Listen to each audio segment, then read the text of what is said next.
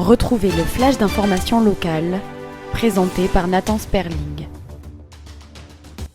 Bonjour à tous, nous sommes le lundi 18 février et voici votre flash d'information. À Marseille, la mairie durcit encore les règles contre les locations Airbnb. Désormais, les résidences principales ne pourront être louées que 90 jours par an, contre 120 auparavant. L'objectif, lutter contre la crise du logement et limiter la transformation des logements en meublés touristiques. La municipalité s'attaque aussi aux boîtes à clés illégales installées dans l'espace public. Benoît Payan promet la réglementation la plus stricte de France. Le luxueux super yacht Stéphania sera mis en vente aux enchères le jeudi 27 mars prochain au chantier naval de La Ciotat. Saisi il y a quelques mois, ce bijou de 41 mètres de long, conçu en 2021 par la maison monégasque Dynamique, est estimé entre 10 et 12 millions d'euros. Piscine, jacuzzi, matériaux nobles et 5 suites luxueuses, Stéphania avait été récompensé en 2022 pour son design exceptionnel. Selon plusieurs médias, ce yacht aurait appartenu à un milliardaire bélarusse impliqué dans une affaire de blanchiment d'argent international. Rendez-vous donc fin mars pour une enchère hors norme. Jusqu'au 20 février, de 12h à 17h, dans le hall de la faculté de médecine du campus de La Timone est organisée une collecte de sang.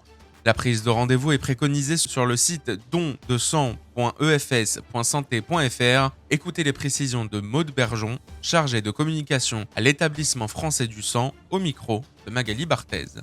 Les jeunes ont vraiment un rôle clé à jouer pour le don de sang. C'est vrai que chaque année, on a 170 000 donneurs qui sortent de nos fichiers en ayant atteint la limite d'âge qui est fixée à 70 ans. Et il est nécessaire de remplacer ces donneurs. Donc plus un donneur s'engage tôt, plus il pourra donner son sang tout au long de sa vie.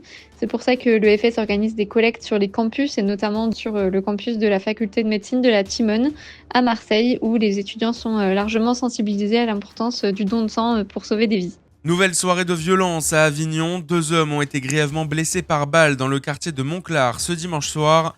Pris en charge par les secours, ils ont été évacués en urgence absolue vers l'hôpital. Les premiers éléments de l'enquête laissent penser à un règlement de compte possiblement lié au trafic de drogue. La police judiciaire a été saisie et les investigations se poursuivent pour identifier les tireurs et comprendre le déroulé des faits.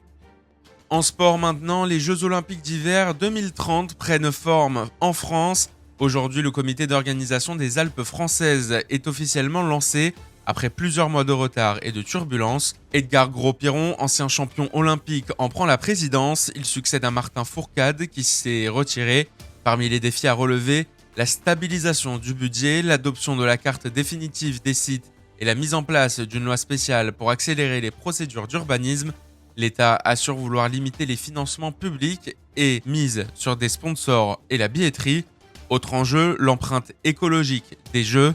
La ministre des Sports Marie Barsac promet dans les colonnes de la Provence des JO sobres et un accélérateur pour la transition des territoires de montagne.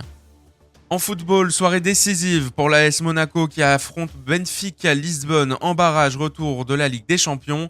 Battu 1-0 à domicile à l'aller, les Monégasques n'ont plus le choix. Ils doivent s'imposer au Portugal pour espérer décrocher une place en huitième de finale.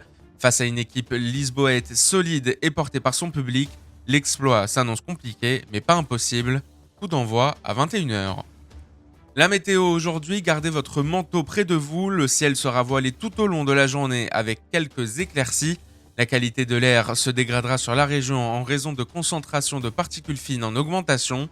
Les températures iront de 6 degrés ce matin et jusqu'à 15 degrés cet après-midi sur notre belle cité phocéenne. Tout de suite après ce flash, c'est l'instant Mag de Magali Barthez. Aujourd'hui, Magali revient sur la visite conjointe du président de la République Emmanuel Macron et du Premier ministre indien Narendra Modi sur le site ITER de Saint-Paul-les-Durance mercredi dernier.